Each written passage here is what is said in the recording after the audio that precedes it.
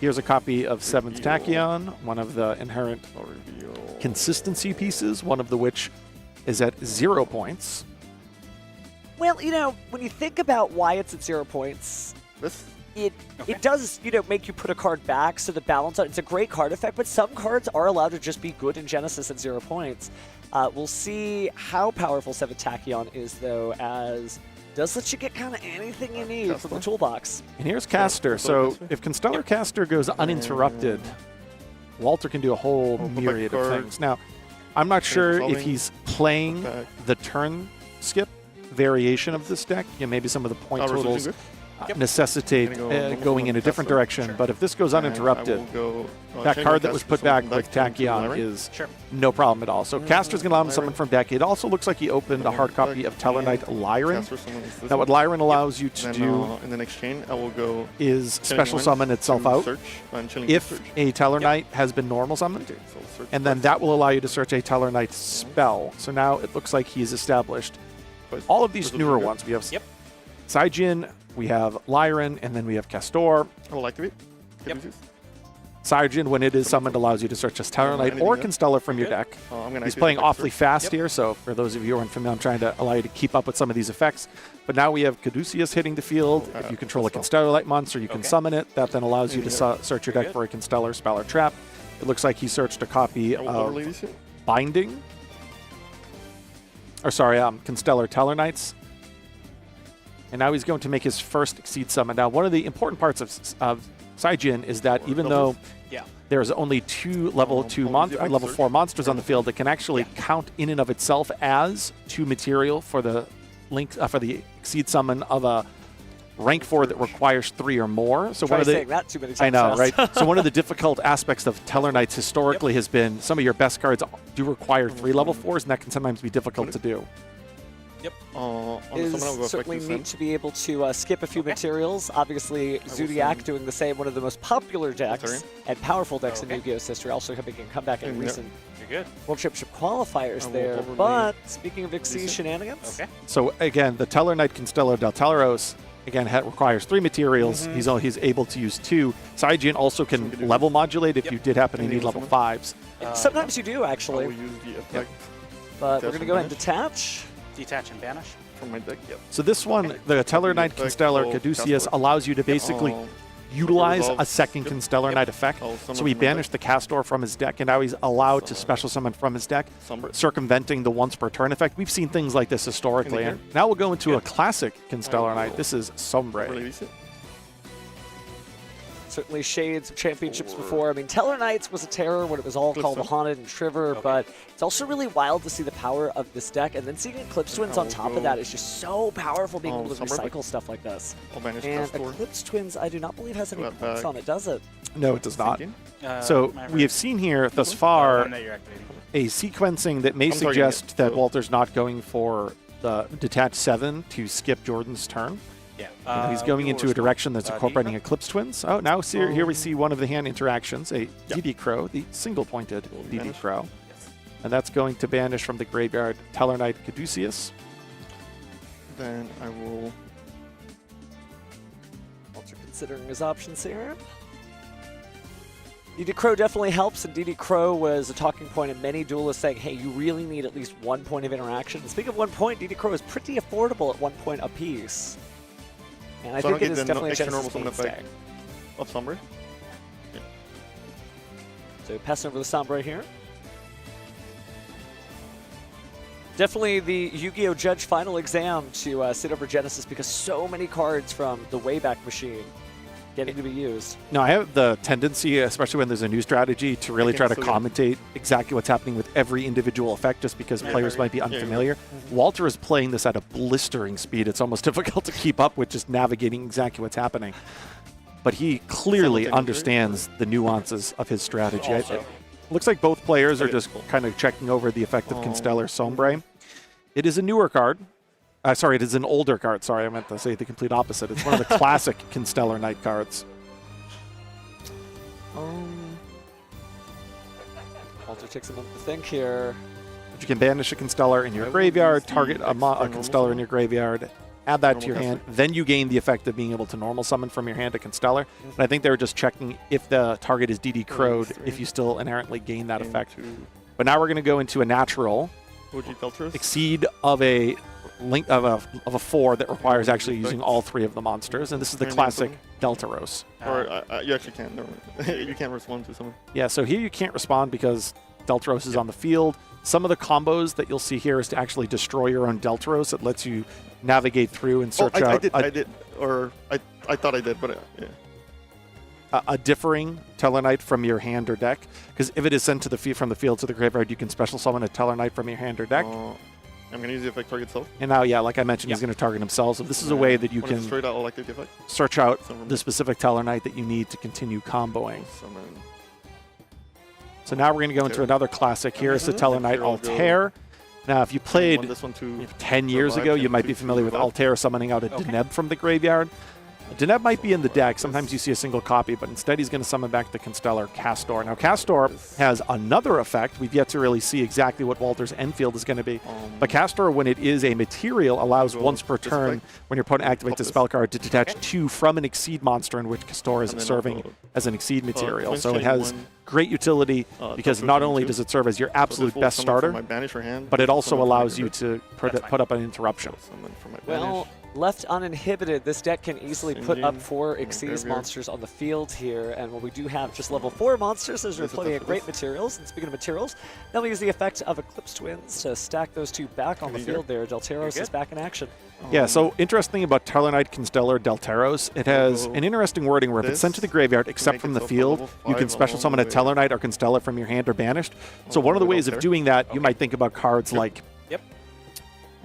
you know, a dumb punishment or something, a Dogmatic punishment. No, you actually exceed over the Tellarknight Constellar Deltaros, and then when it is detached or it is sent to the graveyard as a form of exceed summoning, that does classify as being sent to the graveyard except from the field. That's one of the ways that you can trigger that effect, which we saw there that allowed him to special summon out from his banished pile. And I think he's got an Altair from his, or an Altarian from his banished pile. Both effects again. And it is important to note these are not once per turn. Some of these Constellar effects, the specific ones from the extra deck monster. So he's able to utilize Deltaros every single time it's sent to the graveyard from the field. He's also able to utilize that with Constellar Deltaros every time that it is serving as being an Exceed material being sent to the graveyard and not going from the field itself. Almost makes you wonder if Nibiru would be worth the points in this format, but at the same time, this deck can keep on going one way or the other. So if this turns out to be like one of the decks you just have to expect, will be interesting to see how people continue to modulate their decks. Obviously, the DD Crow is helpful, but as you see, one DD Crow alone did not stop that much. Yeah, now we have the Constellar Tellarknights. We knew that this was searched earlier in the turn. It allows you to special summon a Tellar or Constellar from the hand or graveyard. Then, going forward from that point forward, you can target a Tellar or Constellar XYZ and summon from the extra deck a Tellar or Constellar with a different rank using that as XYZ material.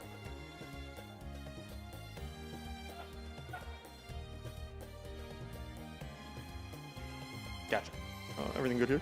Yep, everything's good so far. Looks like we're going to do another rank 4, this time naturally with 3 materials, and the choice is... Target 2 cards. I'll target. Are we going to recycle the Eclipse Twins? I was eyeballing it for a second, but it doesn't seem what the call target is. These 2 to add back so to my hand. What Caduceus lets you do is during your main phase, you can add a Constellar spell or trap permadeck to your hand. Oh, sorry, this is the Exceed one. They do all have relatively similar names. Yeah, this one allows you to target a Tellarknight and a Constellar card in your graveyard and add them to your hand. And using that to recycle one of the Xyz monsters is super smart because it gives you just more and more extension. Again, the Chronomaly Vimana is also such a powerful card that we've seen in K9 decks of yore. And I mean, being able to attach Xyz materials to cards, power up monsters, etc. This is a strong field. He's also established Dark Tellarknight, which makes all face-up monsters on the field become dark. And then you can detach one, discard a card to special summon a light Tellarknight Exceed monster, using it as material. However, in addition to that, this becomes a quick effect if you have 7 or more Tellarknights with different names in your graveyard. Set 1 and Envase. Yep. I will go effect to attach another material. Okay. Just like we were talking about. Yep. So we're going to go ahead and put the Eclipse Twins back there. Oh, that's sinister. And, yeah, your turn. All right. Draw for turn. Yep. Yeah, so he ultimately ends with 2 Tellarknight, Constellar, Platomi. You're going to have to help me with the symbol on that one. I want to say that's an Omega 7. Omega 7, Omega yeah, I had to 7, imagine. But this is interesting because actually Red Dragon Archfiend is just all gas, no brakes. So there is a whole possibility that Jordan just keeps Synchro summoning. And we see Synchros versus Xyz like never before. Same one. Yeah, they're 2 of the same. So these are not hard ones per turns, as it's often referred to. Each of these individual copies can utilize the effect where you can detach any number of materials, then target that many monsters the opponent controls and shuffle them into the deck. So he has 5 or 6 materials on one. Plus, he also, in addition to all of this, has the Chronomaly, which is a negation as well. Yeah. And then both of the Constellar Platomes are unaffected by your opponent's activated effects. That seems like an activated effect right there. Let me think here. So can't respond with any monster effects, but could use a spell or trap and then chain onto that spell or trap something. So as I mentioned earlier, it looks like Walter has gone in the opposite direction of using what is often referred to as the turn skip with Tellarknight Platomius, and instead is elected to establish a board of the Chronomaly negation and then the multiple shuffles back unaffected, because I can almost assuredly assume that there's 7 names. Yeah, there's definitely 7 Tellarknights. 1, 2, 3, 4, 5, 6. Oh, there's only 6 there. Okay, it's his banished 2 though. It's his banished 2. Okay. Well, I have to assume that he's done the math to know. So now we have Skybridge. This is basically going to allow him to I'll chain the Chronomaly. tag out. Might not be the technical word because we often use that with Gladiator Beast, but essentially what he's going to do is he's going to target a Tellarknight monster, summon a Tellarknight from his deck with a different name, and then shuffle the first one into the deck.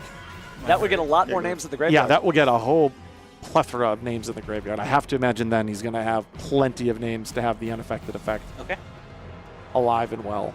Interesting that Walter had the opening so well pre-programmed in his brain, but he really had to think about this Dark Ruler no more. But I think he did make the right call here as we start to pick out our targets. I'd have to look at the actual banished pile in the graveyard, but maybe what he's trying to do is, through the resolution of Skybridge, actually get the 7th plus name into the graveyard. Because if there are not 7 names and this resolves, it would negate both of those. So by doing the Skybridge sequencing here, it might actually put enough names into the graveyard. Shuffle this back.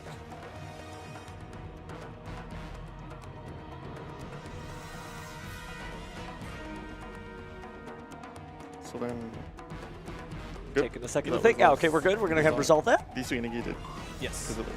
Okay, so now it's clear that the Constellar Platomi Omega 7 is not negated. Just clarifying that.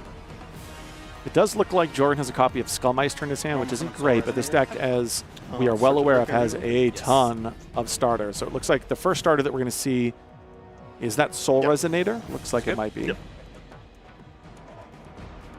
Yep, we are going to go ahead and start with Soul Resonator. Allows you to add a level 4 or lower Fiend monster from the deck to the hand. Lots of different choices, including some really great Genesis cards, right? Skullmeister, obviously a level 4 lower Fiend, but that's not what we're going for. I think I see we're eyeballing Crimson. Oh no, Flame Crab, my bad.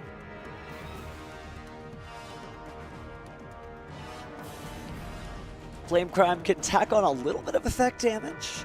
Definitely gives you another body on the field there, and I believe is a non-tuner monster, so we're pretty close to getting the 6 online.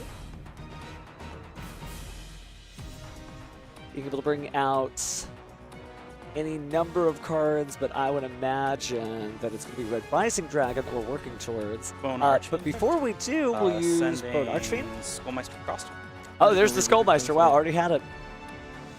And so it is going to lock him into Dark Synchros there, but I mean, it is so worth it. Now you've got options for 7s, 8s technically, maybe a 6, depending on how you want to modulate that map. Yeah, Archfiend is a great starter. I've actually seen some variations of this deck incorporate Archfiend's Usurpation and Archfiend's Playtime, cards that you would actually more often see in the ritual-based Archfiend strategy, just because Bone Archfiend happens to have the name Archfiend in it, and it increases your starter count. Certainly a fun deck, but we won't see as many of those powerful new Archfiend cards since many of them be some of the newer ones are Pendulums after all, and that's I'll see any Pendulum Sends on this field. But we saw a shuffle back of 2, as I commented on before. Tellarknight, Constellar Potome, Omega 7 as the double shuffle back by detaching the 2. So let's read along with Walter here. Darkness Resonator, you're going to reveal Red Dragon Archfiend to special summon it. When it is summoned, you get to go ahead and activate an effect to get an additional normal summon of a Resonator. And you can also change select Resonators of your choice to level 1. So a lot of modulation, a really cool card. Yes. Push the deck, I think, in a very positive direction. To get an extra normal summon this turn. Be easily level 1 here, which could be very helpful. So we still have the ability to do a negation with the I'll use the effect to negate. Chronomaly. Yep, so here's the negate. And now he just detach Eclipse Twins, which is now going to allow him to recycle an Exceed monster from his graveyard. So now we're starting to see exactly the end field that Walter intends and just the layers here that we see. No, my guy's negated. Yeah. Effect on something. Okay, so get an extra normal summon. So it's a negated because of the Dark Ruler. Oh, okay. So that's your chaining 1. Yes. And then my triggers will be so chaining 1 Eclipse. Still smart, yeah. The purpose here was to detach the Eclipse Twins, to make it clear. That's why you would activate an effect that is inherently negated. Yeah, I'm targeting. Still got to pay the cost, and the cost is plussing for some reason. But Eclipse Twins has done a lot of work over the course of the year since its release, and I believe Supreme Darkness. And again, what's important about just the layers of this is, as you're well aware, Eclipse Twins is going to put 1 on the field, but underneath that, he's going to be able to put, as we commented on in the previous turn, a copy of Constellar Delteros. And then when that is sent to the graveyard, except from the field, he's going to be able to summon another Tellar or Constellar from his hand or banishment. So we're starting to see just how much we have going on. 2 summon? Yeah. Okay.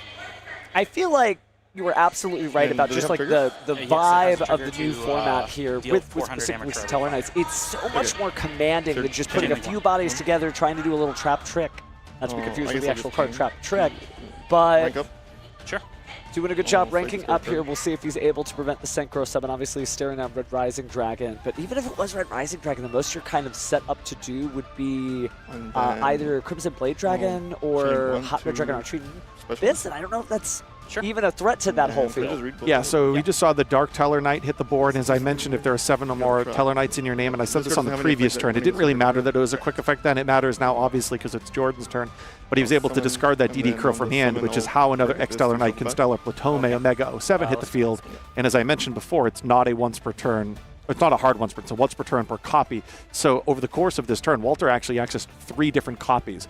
One that was ultimately negated by Dark Ruler no more, or one that was threatened to be negated, prompted the Sky Bridge. 1, though, remained unaffected because there were 7 names. Now he was able to access another one through the Eclipse Twins, bringing back the Dark Tellarknight, or the Dark Tellarknight, which then allowed him to use the quick effect because of the 7 names to go into a 3rd copy of Constellar Potome. So very, very layered field there. Clear it's Walter is elected to approach the format from this direction with this Tellarknight deck. Maybe this opens up more space in the extra deck and not go into sort of the turn skip variation, because clearly there were so many forms of interaction established with that one caster. Well, unfortunately for Red Dragon Archfiend fans, we were not able to close it out in this particular game because Walter's your winner. But it'll be interesting to see what an unmitigated Synchro combo looks like from Jordan. And again, there's a lot of engine in Walter's deck. When you think about it, Tellarknights need to continue to draw. That's not all engine. There's certainly some cards he could use to fight back, but if he doesn't happen to draw them, I mean, you really could just play and play and play from Jordan's perspective. So this will be an interesting battle of the side deck cards, and from Jordan's perspective, when you're going first, you kind of still need it to be very engine heavy. There's a temptation to add in some of the side deck cards, but if you end up just drawing side deck cards and not enough engine, you're not going to be the master of faster, as it were. Yeah, one of the downsides of the Red Dragon Archfiend strategy is you'd really love to have Red Rain, Red Zone, and King's Resonance all in the deck. That there apparently is the possibility of drawing all 3 of them without other pieces of your engine. Yeah, but we'll see. It's one of those decks where I almost feel like the best hand for Red Dragon Archfiend is just 5 unique starters that can all do it, because Jack Atlas is a combo fiend. And so the sense is, you know, you just want to be able to get to something here, but you can't just be all gas, no brakes, because in the same way, all Jordan had was a single DD Crow, and Walter was just able to keep on pushing. And again, Walter, I think, has gone into this weekend and looking at his deck list, he has some good resistance. I don't want to spoil any of the point allocations that he's made, but he has some pretty powerful non-engine. We saw one thing to kind of comment on a moment ago that you commented on in the previous game was just the Power 7th Tachyon, and the fact that it's 0 points. The fact that it goes -1 inherently through card economy doesn't matter when you get a card like Castor to resolve. Would you play a card that was like discard 1 card to get anything you need? Well, I mean, it's certainly that's feels ultimately like what Walter's elected to do. You saw what one Castor could do uninterrupted, as I said. And it doesn't matter whether we're looking at Genesis or we're looking at the advanced constructed format. If Castor resolves uninterrupted, you can basically do whatever you want, whether it's skip your opponent's turn or establish multiple layers of interaction through the Eclipse Twins and the Platome, which is precisely what we saw in that previous game. Main phase. All right, stand by main phase. Let's see what Jordan has. Go normal summon Soul Resonator, effect search. Yeah, it's Very probably the similar. best single starter. Bone Arch. Bone Archfiend, just such a great card too, and something that doesn't just get used one turn, it's also follow-up in and of itself. We're going to use that now to discard another Soul Resonator, which is additional protection in the graveyard. You can banish it if you have a Synchro monster that is or mentions Red Dragon Archfiend, protect destruction. And I think all of your other cards too. But we're going to go ahead and reach into the deck with the Bone Archfiend and modulate a level by sending a Resonator to the graveyard. Looks like Vision Resonator. It'll increase its level by 1. So we're going to Vision 8. Resonator effect. Okay. This lets him search out a Red Dragon Archfiend, spell or trap. Or Usually one that Crimson mentions it. Guy. Yeah, of course, Crimson Guy, if you don't have a copy. Getting access to that is important. Just a wild card that also lets you continue to get resources. It's an interesting deck. Like, it just feels like you're just playing stuff, but I think what's so wild is this is all follow-up for the next turn. All of your food, as it were, to create these synchros is just making your next turn even better. But we do get the Crimson King out. It's going to allow you to search just another card that mentions Red Dragon Archfiend. Not a spell, not a trap, not a monster, just a card. And that's a great card right there, Power Vice Dragon. Yeah, the Crimson King is a card that we could very easily see in the advanced constructed format this weekend. It's one of the cards that we often refer to as a bridge. If you're able to access a level 8 Synchro, you're able to get access to the Light and Darkness ritual-based strategy. So we might see the Crimson King not just here in Genesis in its more dedicated strategy, of course the Red Dragon Archfiend deck, but it is a card that we will potentially see in the advanced constructed tournament as well. Speaking of powering on through Power Vice Dragon, obviously special summon if you control no monsters or just a Dark Dragon Synchro monster, just Dark Dragon Synchro monster plural, allows you to grab a Resonator. It looks like we grabbed Synchron Resonator, who can be special summoned if you have a Synchro monster. And so the materials are a 1 and a 5. Now it feels like Red Rising Dragon. It is funny to read through so many of the Red Dragon Archfiend themed cards. They have that phrasing on them. If you control Dark or only Dark Synchro or no monsters, it's almost like every time you read that and you're like, okay, so always. That is always applicable. Yeah, always, always. It's like, boo-hoo, I'm locked into Dark Dragon Synchros? Oh no. It can be tricky in like certain things if you wanted to play a 60-card pile, as it were, but we're not doing that now, so we are going to use the Synchron Resonator, who is not once per turn. We're going to be able to bring back another card. Here comes Crimson Blade Dragon. Synchron Resonator, target Soul Resonator. Synchron's going to bring out Soul. We're getting pretty close to a 10 here. But Crimson Blade Dragon allows you to add a card from your deck to your hand that cannot be normal summoned. I love the innovation here that we saw at the last event at YCS Columbus. Chaos Dragon Levianeer is an incredible dragon to pick out for this. You already have all the darks, so you just get to shuffle away a card from your opponent's hand. I mean, it is essentially the release weekend for Chaos Origins in terms of this level of event. So Chaos Dragon Levianeer, not that it was part of Chaos Origins, but he probably feels a little bit left out. All this talking about Chaos monsters. Light and darkness intertwining. I hear it's pretty good. We will banish 3. There's the darks. Chaos Dragon Levianeer. And we'll Levianeer effect on summon. Walter already knew, picks up his hand. Very familiar with the card here. Dice roll. So I think we'll do 1 through 5 and 6 as a reroll. Yep. I mean, he did go to Worlds in 2018. I don't I don't think Levineer was out in 2018. Yeah, shuffle. I don't think it was.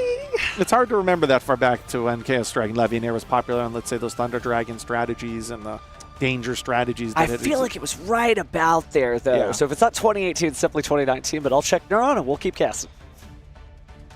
So, yeah, a lot of familiarity with Chaos Dragon Levineer. We now have Vision Resonator coming down. Vision Resonator is such an incredible card. My first real experience with the Resonator monsters being such great advantage-generating engines was actually Yu-Gi-Oh! Duel Links, because all you needed was just one Vision Resonator and one Crimson Gaia, and maybe even like some other card that happened to mention that. But it was just like this non-stop loop in Chimera, actually, and it just does such numbers here at Genesis, the same tempo of the format. But now we're seeing Bestial Dissipator hit the field. We do have single tuner monster there. You could use that to make a Hot Red Dragon Archfiend Abyss with the Crimson King. One of the things I really like when looking at Red Dragon Archfiend decks is you're looking at the main deck and the side deck, and you're like, wow, I mean, there are deck cards that are point totaled, but there's a lot left over. Then you look at the extra deck, and you're like, oh, that's a big number. Most of the power is going in the extra deck, and as you know from the anime, Jack Atlas loves fighting with absolute power force. I mean, we see Dispouter here, that's 10 points. You have to imagine he's playing Archfiend Abyss. That would be another 20 points. Crimson Blade Dragon, which you already saw, 10. So you're looking at some hefty numbers in the extra deck. It is, but this deck gets away with it in a way that other decks that have heavy point costs across their decks may not. I'm still, labbing out different lists with the new Cast Origin cards you were mentioning, but man, with 40 points around Mind Shuffle, I think we're seeing more decks like this that just can have a nice balance of points, but still fit in some nice stuff on the side too. Yeah, Crimson King's 10 points as well, so that's 50 just right there. Half your points just allocated in the extra deck. But it's a great deck, so... Oh, I don't think it's stymied the deck whatsoever. It's easily one of the top contenders. We can clearly see that if it has the opportunity to go first, especially unimpeded, and unfortunately thus far for Walter, it doesn't seem like he's had anything to counteract what we've seen from Jordan. We'll go Darkness Effect, reveal Red Dragon Archfiend, summon us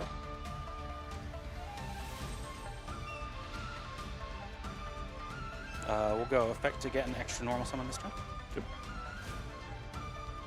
We will. Always nice to see the Scar Red Dragon Archfiend. Go Effect of Flame Crime. So we're back into doing Flame Crimes. Effect to deal 400 damage. And there is a Fire Monster, yeah, so we are doing 400 damage on top of everything else. So it looks like we're maybe getting towards the end. Technically, you could still do a lot with the level modulation of the Vision Resonator, but it looks like we're not going to modulate. We're just going to go into another 6. This feels like a Red Rising Dragon again. Freeze play, Genesis Duelist. Freeze play, Genesis Duelist. That is Go Rising Effect, target. Maybe another Synchron Resonator. Feels like level eater levels of recycling the same card. It really helps that not all, but several of these cards are not once per turn. Red Rising Dragon being one of them. And it was meant to, do the Synchro Climb over and over and over again, but as more cards come out, I wouldn't say that it feels overwhelming to play against, but you're right that when it has this opening, like it does since Walter hasn't been able to respond, it's pretty good. Very solid. It looks pretty overwhelming. Well, we'll see. Give him a chance. Give him a chance. This is our first time getting to see Tellarknights on this stage playing into an established field of Red Dragon Archfiend, so it is kind of historic. Effect here. But man, that's going to be the negate there. Of course, if you lose the Scarred Dragon Archfiend, in certain circumstances, you can go ahead and clear your opponent's field. You've got the red zone now. You have a banished monster, so of course you can use that with Bestial Dissipator. I think that's Red Rain, correct? I think that was red zone. It looks like it has the falling, like volcanic, I don't even know how to describe it, fireballs. Yeah, I think you might be right. As I turn that sideways, yeah, maybe that is a red rain. And an Eradicator epidemic virus. That's incredible. I'm still such a huge fan of the virus cards, and yes, there's formats where you can't use them. We saw Sam use that in the previous feature match, actually. Go Eradicator. Yep. Tribute and call spells. Yeah, you got. And that's it. Walter concedes. He got to see the combo video, and he said, you know what, I'm just going to pause and restart this. Yeah, so now we have both of these games, both players that went first, went basically unimpeded, and we saw what both of these decks are trying to accomplish. So hopefully for Jordan's sake, he'll be able to draw some resistance because he'll be going second here in our third and deciding game. And maybe we'll find to see whether or not this match can devolve into something that gets a little bit more kind of mid-range, right? I really love when two combo decks throw a lot of interactions at each other, and then it's kind of curious to see who can navigate turns 2, 3, 4, and 5 when they're not kind of going to the ceiling. So I think that's really what's the make or break with combo-centric decks. It's what does your deck do when things are a little bit off track. Some combo-centric decks, I think, really struggle to navigate those games where both players threw resources at each other